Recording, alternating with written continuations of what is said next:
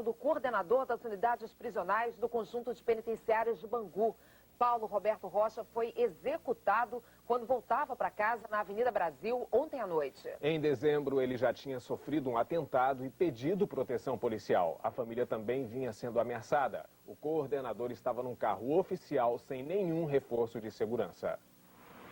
Paulo Roberto Rocha tinha acabado de sair do trabalho e ia para casa sozinho num carro do DESIP. Eram 8h30 da noite. Ele seguia pela Avenida Brasil. Na altura de Irajá, dois homens numa moto se aproximaram e fizeram os disparos. O funcionário do DESIP foi atingido no tórax. Ele morreu antes de chegar ao hospital. Hoje de manhã, na porta do Instituto Médico Legal, amigos e parentes estavam inconformados. O coordenador das unidades prisionais do conjunto de penitenciárias de Bangu tinha 48 anos. Era casado e pai de 2 filhos.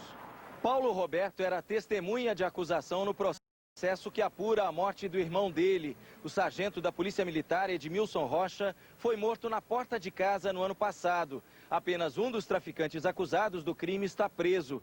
Paulo Roberto vinha sofrendo ameaças. Ele iria prestar depoimento à justiça na segunda-feira. Paulo Roberto denunciava que os assassinos do irmão eram traficantes da favela da Coreia, em Bangu. A família morava na região. O coordenador do DESIP já tinha sido vítima de um atentado em dezembro do ano passado. Os bandidos deram mais de 40 tiros quando ele saía de casa. Paulo Roberto foi atingido de raspão na perna. Na época, ele disse que o ataque estava relacionado com a morte do irmão. Apesar das ameaças, Paulo Roberto não andava com seguranças. A direção do funcionário a se mudar da favela. Eu vou sair da minha casa e vou para onde? Aluguel não tem condição de pagar, o dinheiro que eu ganho não tem condição, certo? Se eu tivesse condições, estaria morando no condomínio da Barra, certo? Só que aquilo ali eu construí com 30 anos. Paulo Roberto acabou se mudando com a família, mas nem assim escapou. O enterro de Paulo Roberto Rocha está marcado para as 3 da tarde no cemitério Jardim da Saudade, em Sulacap. Vamos agora a informações sobre a investigação do caso. A repórter Karen Duarte conversa ao vivo com o chefe de Polícia Civil, Álvaro Lins. O chefe de Polícia Civil aguarda um relatório da Delegacia de Homicídios que investiga o caso. Esse relatório pode ser entregue ainda hoje, no fim do dia. A polícia está apurando justamente as ameaças que o coordenador Paulo Roberto Rocha vinha sofrendo. Agora, a polícia ainda tem dúvida se foi uma tentativa de assalto ou uma execução mesmo premeditada. A forma como foi alvejado o diretor Rocha, ela não leva a uma convicção sobre que houve ali uma tentativa de homicídio, uma execução. Por quê? Um executor, ele preferiria atingir uma vítima parada num local conhecido e o carro não estaria em movimento, além do que seriam efetuados vários disparos. Então, a pessoa queria matar o Rocha. Vai escolher a Avenida Brasil com um carro a 100 km por hora e dar um único tiro.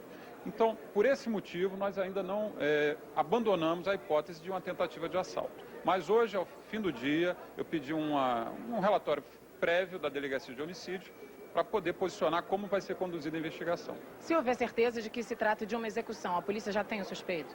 Nós temos informações de ameaças que o Rocha vinha sofrendo durante a sua atividade, em especial de traficantes da favela da Coreia, na região da Zona Oeste. E um traficante, conhecido por Matemático ou Batman, ele usa os 2 nomes, seria um dessas pessoas que ameaçavam. Pertence à quadrilha de Robinho Pinga e que é uma ala dissidente do traficante Linho. Agora, o coordenador Paulo Roberto, ele iria depor como testemunha no processo do assassinato do irmão. O senhor acha que isso pode ser um motivo para ele ser assassinado? Pode ser um motivo. Nós temos que ver o que ele iria falar. Ele já devia ter prestado depoimento à delegacia e iria prestar em juízo. Então, nós precisamos ver quem ele iria prejudicar. É disso que parte uma investigação de homicídio.